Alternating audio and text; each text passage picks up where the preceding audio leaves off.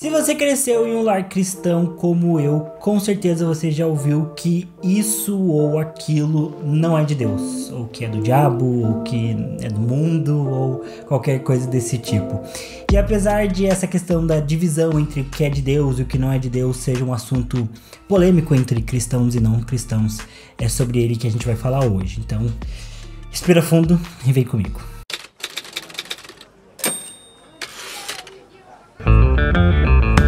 Olá amigos, sejam muito bem-vindos ao Livrologia, eu sou o TH Magaldi e hoje a gente vai ter um vídeo um pouquinho diferente aqui no canal, mais intimista, mais vlog aqui pra gente poder conversar sobre algumas coisas.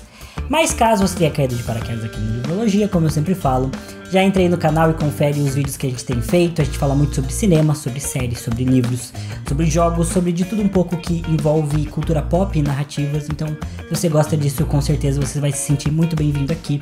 Então já se inscreve e deixa o like também se você gosta desse tipo de vídeo, pra gente saber mais ou menos qual que é a recepção dele pro nosso público. Olha só.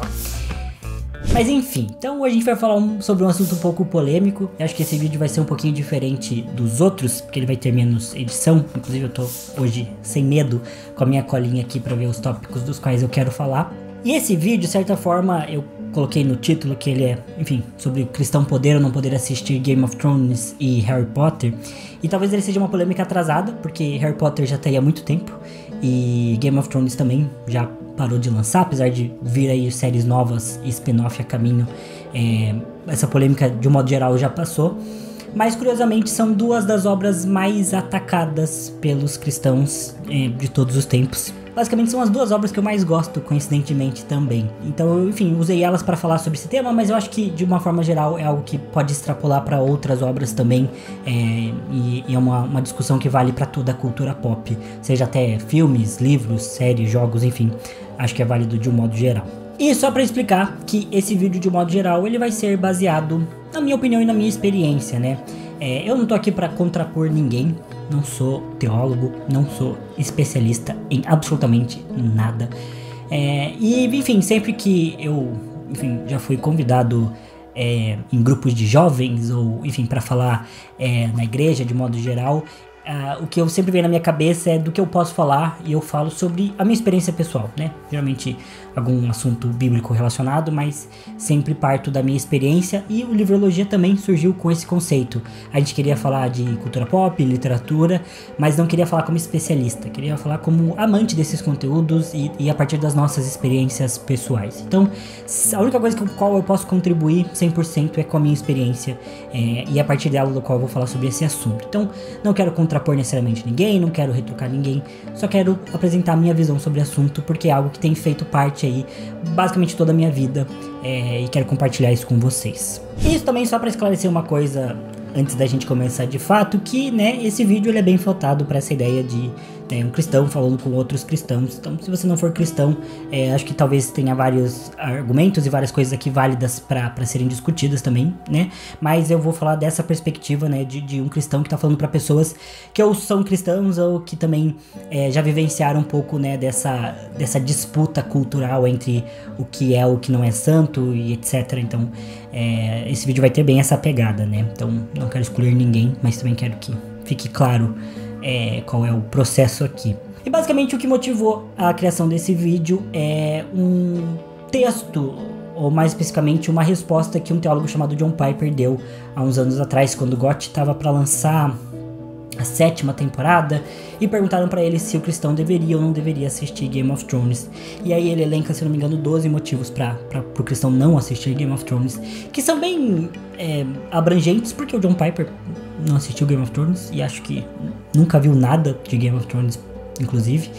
Mas não faltam artigos na internet que traduzem nessa resposta dele, ou outras pessoas também elencando motivos de um modo geral. Então, como eu falei, eu não vou trazer os argumentos deles, porque meu objetivo não é contrapor e responder, até porque o John Piper é um cara extremamente estudado, é um cara bastante sábio também, que tem propriedade no que ele tá falando, né, e tem os seus argumentos, e enfim, ele é um grande teólogo, que tem vários livros bem relevantes, então não vou ser arrogante aqui para vir contrapor o que ele falou. Mas, né, de modo geral, existem alguns preceitos, né, nos quais se apoiam, de modo geral, as críticas a Game of Thrones, a Harry Potter e a várias outras séries e conteúdos aí da cultura pop.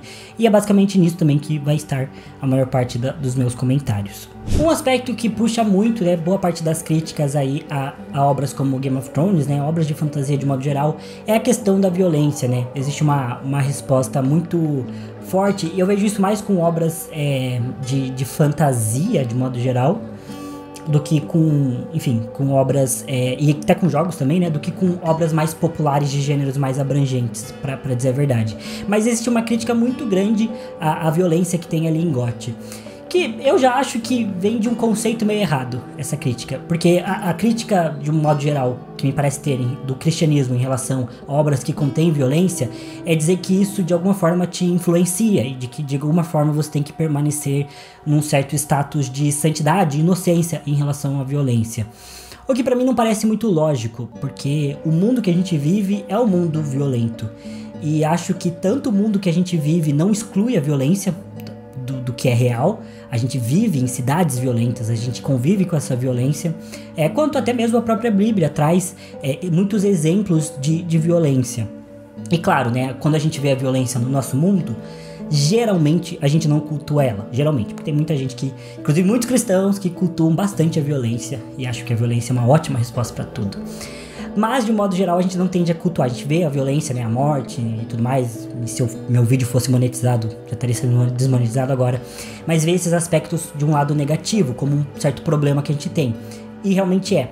Mas a violência não dá pra negar. Ela existe. Ela faz parte da nossa sociedade. E eu acho que, principalmente, obras como GOT utilizam da violência. E aqui eu tô falando de GOT tanto dos livros quanto da série. E ambos têm alguns problemas também. Não são obras perfeitas, santas, maravilhosas. Mas, de um modo geral, eu acho que a obra do Martin, né, das Crônicas de Gelo e Fogo, ela tem, e eu já falei dela aqui no canal, tem inspirações históricas muito fortes. E traz parte dessa violência que está inerente à nossa sociedade. Que, de muitas formas, é a mesma violência que a gente vê acontecendo na Bíblia, quando Deus manda guerrear e quando a gente tem, sei lá, até mesmo... Acho que, se não me engano, um trecho em que Davi enfrenta os inimigos e vence eles e desfila com as cabeças deles em lanças por toda a cidade.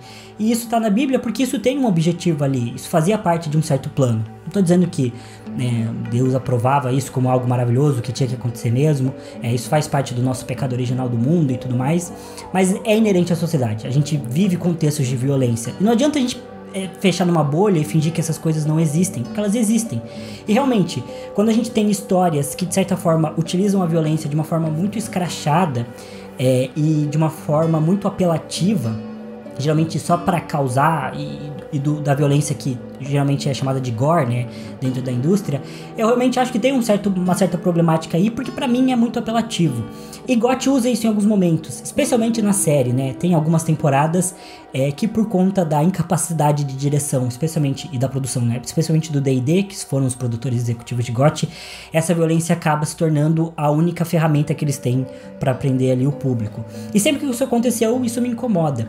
Mas a obra de Game of Thrones, que tem 8 temporadas, que tem 5 livros enormes, que, como vocês podem ver, tem livro de contexto do universo deles, tem livro spin-off e tudo mais, ela não se resume a só um banho de sangue de violência. Inclusive, eu acho que Game of Thrones tem muito menos mortes do que outras séries, com a diferença de que o ponto do impacto que GOT tem com essa ideia de mortes é que personagens protagonistas acabavam morrendo na história, o que é diferente de todas as outras obras que a gente tem de modo geral, né? Você tem muitos outros filmes, séries, filmes de guerra, séries, né, que tem conflito, até filmes de super-herói, né? Olha, sei lá, Batman vs Superman ou Capitão América, o Soldado Invernal, e para pra pensar quantas pessoas não morrem durante, né, os eventos, apesar de não mostrar um sangue ou alguma coisa assim. São obras que mostram violência e mostram mortes. O ponto de GOT é que as mortes eram de protagonistas, o que causava um impacto emocional, porque você não esperava por aquilo e aquele personagem de certa forma era importante pra você, ele morria. Então eu acho que inclusive GOT consegue utilizar essa violência, por mais que em muitos momentos ela seja gráfica, como parte de falar sobre aquele universo que é violento, o universo que é baseado em conflitos, em que as coisas se resolvem pela guerra, pela espada. O Martin tem uma expressão que ele usa muito nos livros, que é que as coisas foram passadas pela espada ou passadas pela tocha. Ou seja, a solução para muitas vezes no mundo de Westeros foi usada através das armas. E isso não é nem diferente da nossa sociedade. A gente está num momento em que a gente vê guerras acontecendo na África, no Oriente Médio, na Rússia e a Ucrânia. Então a gente sabe que a guerra ela existe. E as pessoas muitas vezes ficam chocadas de, meu Deus, como guerra durante o século XXI. Mas se eu não me engano, a gente durante a nossa história da humanidade teve pouquíssimos anos sem guerra. A gente quase sempre esteve em conflito. Porque a guerra e a violência, infelizmente, fazem parte. Então você ignorar elas não é exatamente uma solução inteligente. E eu entendo, né? Séries, por exemplo, como The Boys, que tem uma violência bem escrachada, também me incomoda. Eu comecei a assistir The Boys e eu acho que eu terminei a primeira temporada, mas basicamente não continuei, porque eu comecei a ver a segunda e vi que eles tinham até escalonado no nível de violência. E eu acho isso bem incômodo. E a mesma coisa se estende, né, pra pornografia e pra nudez. Porém, eu acho que também quando a gente olha para essa questão da nudez, entra num campo de uma certa seletividade. É engraçado, porque parece que Game of Thrones é a primeira obra violenta e com nudez que existiu no mundo. Quando, na verdade, ela não é, tá bem longe de ser. Você tem na história diversas obras muito violentas e com várias cenas de nudez também, que não foram criticadas. Claro que tem o fato de que GOT se tornou muito famosa. É a maior série de todos os tempos, provavelmente. Mas existe uma certa seletividade, e eu falo até vendo algumas pessoas da minha própria família, e não tô falando por crítica a eles, porque amo eles, adoro minha família, mas eu vejo que muitas vezes eles eram extremamente críticos em ver obras como Harry Potter, mas logo estavam vendo obras de filmes de terror que eram tão violentas quanto. Porque existe também uma seletividade do que é mais falado e se torna automaticamente errado e do mal, porque tem algum aspecto ali que é mais polêmico e que entra nesse campo do errado. E outras obras que não são tão faladas, mas que têm elementos até piores, acabam sendo ignoradas. E claro, né, se ambas as coisas estivessem erradas, né, porque né, você deixa de ver uma coisa errada aqui e você vê outra que essa se torna certa, né? Mas nesse caso eu acho que existe uma certa seletividade e existe um certo problema de você definir o que é, por exemplo, uma nudez excessiva, o que é uma pornografia, o que é uma violência a mais, qual que é o limite desses aspectos. E pra mim, grande parte disso é o propósito das coisas. Muito parecido com o que eu acho que tem na Bíblia, por exemplo. Não estou comparando a Bíblia com Game of Thrones, pelo amor de Deus. Mas eu acho que se existe violência na Bíblia, e se ela tá lá, por exemplo, é porque ela tem propósito. Existe uma razão pra ela estar lá naquele texto. Existe um motivo para aquilo estar aparecendo lá. E quando eu tô vendo uma obra de ficção que tem violência, né, sabendo que a violência existe no mundo, eu também quero ver propósito naquilo. E pra mim é o mesmo se estende pra uma cena de nudez ou não. As pessoas falam muito sobre, acho que até um dos argumentos do John Piper é se você está pensando na alma dos atores. O que eu acho daí um argumento meio whatever, assim. Não sei se ele tá pensando na alma dos atores fazendo essas críticas. Mas as pessoas que estão lá, de modo geral, elas estão conscientes de fazer lá. E elas estão utilizando o corpo delas a partir da individualidade delas, a partir do livre-arbítrio que Deus deu para elas, e estão utilizando. Então, eu não consigo me sentir na posição de julgar, tipo, se eles estão fazendo uma cena com mais nudez ou menos nudez. Como você tem a cena de romance entre a Daenerys e o Jon Snow, no qual aparece a bundinha do Jon Snow, que, meu Deus do céu, ele está perdendo a alma dele. Ele decidiu usar o corpo dele daquele jeito, e aquilo tem propósito, porque é um romance, não é uma cena escrachada, então pra mim tudo bem. Diferente de outros momentos em GOT em que as cenas acontecem de uma forma bem apelativa, do qual também não concordo e não gosto.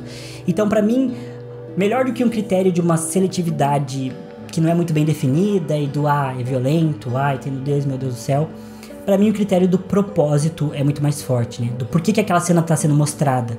Porque eu acho que arte é algo que vem de Deus também. E mesmo se essa arte utilize um pouco mais ou um pouco menos do corpo, né? A gente tem essa demonização constante, especialmente do corpo feminino, mas o corpo masculino também, de não poder mostrar, de não poder aparecer nada. E eu entendo quais são os preceitos disso, eu entendo que tem que ter classificação indicatória, que não é todo mundo pra ver. GOT sempre foi uma série maior de 18 anos, né? Acho que se tem gente mais nova assistindo é outro problema, é um problema mais parental do que qualquer coisa.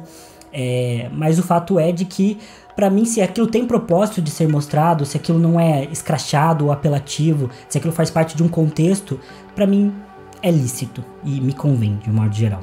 Eu falei bastante agora sobre GOT também, né? Mas quando você pega outros exemplos, no caso Harry Potter, que talvez seja o mais atacado também de todos os tempos, é uma série que não tem nudez, a violência é bem leve também, já que ela é tem um aspecto bem mais infanto-juvenil, mas recebeu muito mais críticas. No caso de Harry Potter, baseados na ideia de magia, de que magia é errado e blá blá blá. Mas aí a gente também tem a questão da seletividade, já que tem outros autores que também usam magia e não são tão criticados. E basicamente o critério é porque esses autores são cristãos. Ou seja, o que é olhado nesse aspecto não é o que a obra traz realmente. E eu não acho que tem que criticar esses autores. No caso, os autores são Tolkien e C.S. Lewis, em especial, né? Tanto nas Crônicas de Nárnia quanto O Senhor dos Anéis são repletos de magia. E Nárnia, beleza, é uma alegoria muito direta às histórias bíblicas, é maravilhoso. Mas Senhor dos Anéis, a alegoria não é tão direta assim.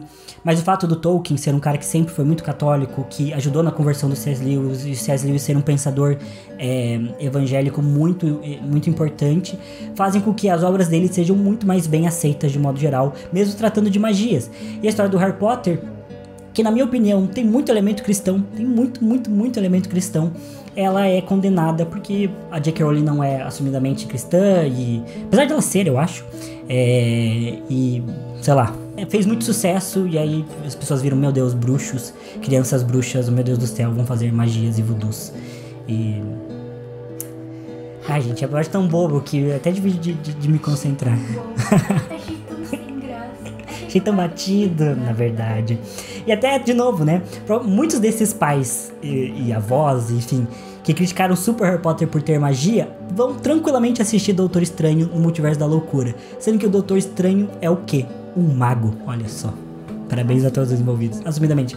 Wanda é o quê? Wanda Maximoff é uma bruxa, uma feiticeira Scarlet. Então, assim, não tem a mesma crítica, porque basicamente Harry Potter fez muito sucesso lá no começo dos anos 2000. As igrejas pegaram ele pra Cristo, pra atacar, colocaram como algo do mal e vem criticando até hoje, assim. Nessa ideia de que, meu Deus, as crianças vão ler Harry Potter e vão se entregar à magia. Sendo que, quando você olha no universo da literatura, tem outras coisas que passam bem mais batido e que os pais não se importam, por exemplo, pros seus filhos, né, que eles tentam proteger supostamente, e que são muito mais influenciáveis. Por exemplo, talvez seja muito mais perigoso seu filho usar drogas e fazer sexo loucamente na adolescência. Se você, né, tem valores cristãos para sua família, isso talvez seja muito mais plausível, já que é isso que a maior parte de jovens fazem na adolescência. E eles, muito mais fácil deles serem influenciados. E hoje, o que domina a literatura é literatura hot, de um modo geral. E não só isso, livros que não são hot, mas que tem esses elementos, também passam batidos. Por exemplo, toda a obra do John Green, que eu tenho aqui. Não, eu adoro o John Green, mas livros dele, como Culpa das Estrelas, Teorema Catherine, Cidade de Papel, são livros muito legais, na minha opinião, mas são livros que têm sexo na adolescência, uso de drogas, loucuragem, bebida e tudo mais, que na minha opinião, para um adolescente ler isso, é muito mais fácil ele se influenciar, se esse é o perigo, do que dele fazer magia. E Harry Potter é todo baseado em preceitos cristãos. Tem inúmeros exemplos. Eu acho que As Relíquias da Morte é o livro que mais fala isso, já que é um livro que é inteiro falado sobre essa obsessão do Voldemort em vencer a morte, e como isso não é um objetivo saudável, como isso não é natural das pessoas, e como essa busca insaciável por poder compromete a sua alma e a sua essência, e como você pode se deixar corromper. É muito interessante porque dois preceitos fundamentais das Relíquias da Morte, ali, durante o livro, são estabelecidos através de versículos que o Harry lê do túmulo da família Dumbledore e do túmulo da família dele. Do túmulo da família Dumbledore é Lucas 12:34, porque onde estiver o vosso tesouro, ali estará também o vosso coração, que fala extremamente sobre a busca também do Dumbledore por poder e como ele se perde nela.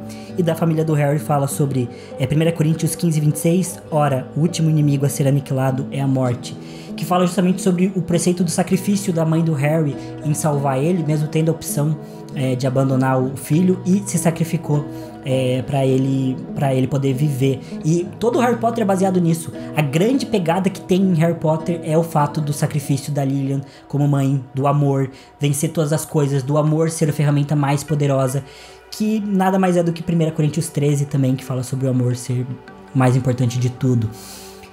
E também até interessante que nas Relíquias da Morte, o Harry também tem um momento em que ele tem que se entregar pra morte pra poder salvar, porque ele é o último Horcrux, então ele caminha pra morte, ele encontra os pais dele ali, e quando ele morre, ele encontra Dumbledore lá na estação de King Cross, na Cruz do Rei, porque ele é um simbolismo ali pro sacrifício de Cristo também. E se você pega Harry Potter e você simplesmente excluir o conceito de magia, e minha folha caiu, Se você pega Harry Potter e você simplesmente excluiu o conceito de magia que tem no livro, que na minha opinião não perde em nada pra Senhor dos Anéis.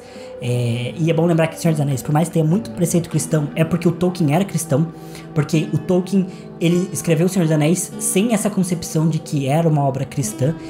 Quem vai falar isso é se não me engano é um padre que também foi um tutor dele por um tempo. Ele posteriormente analisa a obra do Tolkien, fala que tem esses aspectos lá e o Tolkien concorda, mas a obra é cristã porque o Tolkien era cristão e não porque ele fez para ser cristão. E se você tira a magia de Harry Potter, você pode ler por muitas óticas, né? A ótica da ascensão de um sistema fascista, você pode ler pela ótica da maternidade, o livro que fala muito sobre isso, você pode ler sobre a ótica de movimentos estudantis, e você pode ler pela ótica do princípio de companheirismo, de amizade e do amor que vence todas as coisas, nas quais para mim são muito base também de vários conceitos cristãos de comunidade, do amor superar qualquer tipo de força externa ou até mesmo de magia e por aí vai. E enfim, foi demonizado completamente, enquanto muitas outras obras são deixadas passar por esse certo senso crítico aí da igreja, que na minha opinião só tende a ser problemático. E assim, pra finalizar, porque esse vídeo já tá muito mais longo do que eu queria que ele ficasse, a cultura pop utiliza muitos elementos cristãos para compor a história deles. Eu citei esses casos de Harry Potter, mas pra mim também em GOT, o elemento da Patrulha da Noite é uma baita referência ao cristianismo. Tipo, por mais que não seja intencional do George Martin, pra mim dá pra fazer uma analogia enorme sobre isso. O aspecto da vinda dos outros, essa ameaça que todo mundo esqueceu, e a Patrulha da Noite é uma sociedade que larga tudo pra defender o reino acima de reis, acima de todas as coisas. Pra mim isso tem um peso cristão muito forte, até o próprio fato de Jon Snow estar lá, ele morrer, ele ressuscitar também, né? Enfim, fica aí os paralelos. O juramento deles, também o juramento da Patrulha da Noite também me lembra muito preceitos cristãos. Enfim, a cultura pop também se aproveita muito de elementos, né, da cultura cristã para compor as suas histórias. Eu acho que um dos elementos, dos exemplos mais famosos é o do Superman. Inclusive no último filme do Superman, está muito forte lá. Ele realmente representa a história de Jesus através ali da figura do Superman. Então é muito legal de você perceber isso. E eu lembro que tem uma autora, que agora não vou lembrar o nome dela, mas eu deixo a referência na descrição, que ela fala que essa separação entre divino e entre mundano, ela foi feita pelos cristãos. Os cristãos que, na tentativa de manter de uma forma exagerada a sua identidade, e loucamente fazer isso, foram realmente tentando se separar de tudo o que não era supostamente gospel.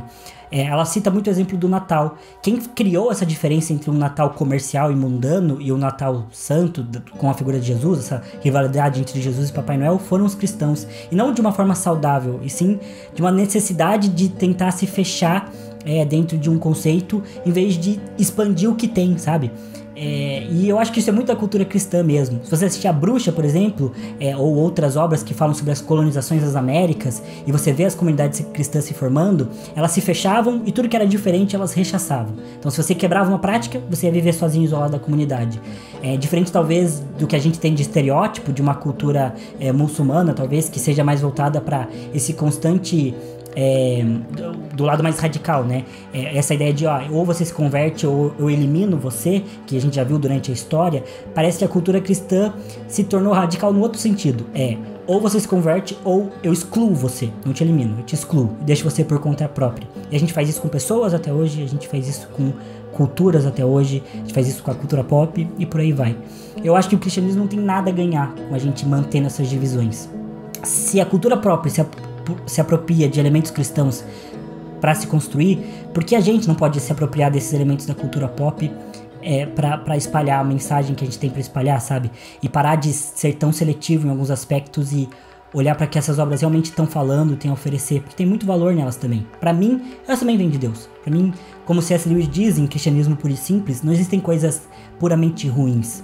Todas as coisas provêm de Deus e todas elas são boas. A gente pode perverter algumas delas, como a gente faz com a ciência, criando armas atômicas e por aí vai, mas todas as coisas vêm de Deus e são boas. E a criatividade que o George Martin e o J.K. Rowling tiveram para criar suas histórias e esses elementos que eles colocam de honra, amor, de construção social, de história, tudo isso provém de Deus também, da forma como ele fez a gente e propôs e tem conduzido a nossa sociedade. Então eu não vejo sentido em excluir. E isso pra mim é muito forte, porque essa é a história da minha vida. Eu sempre tive essa crise morando com a minha avó, fui criado por ela e sempre tive esse dilema com ela. Sempre quis ser escritor e esse dilema também sempre esteve presente pra mim e vejo ele em muitas formas. No dilema que eu tive de começar a criar o Livrologia, ou enfim, da cultura, e de falar sobre cultura pop de um modo geral. Mas enfim, a Bíblia diz que nem tudo me é lícito, tudo me é lícito, mas nem tudo me convém, né? E tudo me é lícito, mas não posso permitir que nada me domine. E eu acho que isso entra num ponto também que é individual. Se alguma dessas obras de alguma forma te faz mal, te incomoda, não é bom de você assistir, independente se ela é Game of Thrones, Harry Potter ou qualquer outra, uma novela que seja, que fala que tem um caso de, sei lá, ciúmes, e ciúmes tipo, é um problema pra você, acho que você tem que evitar. Acho que tem que ter um discernimento e uma sabedoria pra você poder saber o que tá te conduzindo pro bom caminho, o que faz bem pra você. Eu tenho um amigo que ele fala que obras como Game of Thrones e a violência que tem nelas, por serem muito realistas, incomodam ele. Mas obras como a do Tarantino, tipo Kill Bill, por serem muito escrachadas e meio idiotas até, do jeito que o Tarantino usa a violência, não incomodam, porque pra ele não é realista. Então, sei lá, tem uma questão aí forte de discernimento e de sabedoria, que só você e Deus aí podem definir o que é melhor ou não. Eu só quis passar um pouco da minha experiência pessoal e do meu ponto de vista. Se você concorda ou não concorda, deixe nos comentários. Meu objetivo aqui não é ofender ninguém, nem retrucar necessariamente ninguém. Sejam saudáveis aí nos comentários. Especialmente se vocês forem cristãos, pelo amor de Deus. Olha o bom exemplo. E é isso, pessoal. Obrigado por assistirem o vídeo até aqui. Eu vejo vocês no próximo. Valeu, falou. E até mais.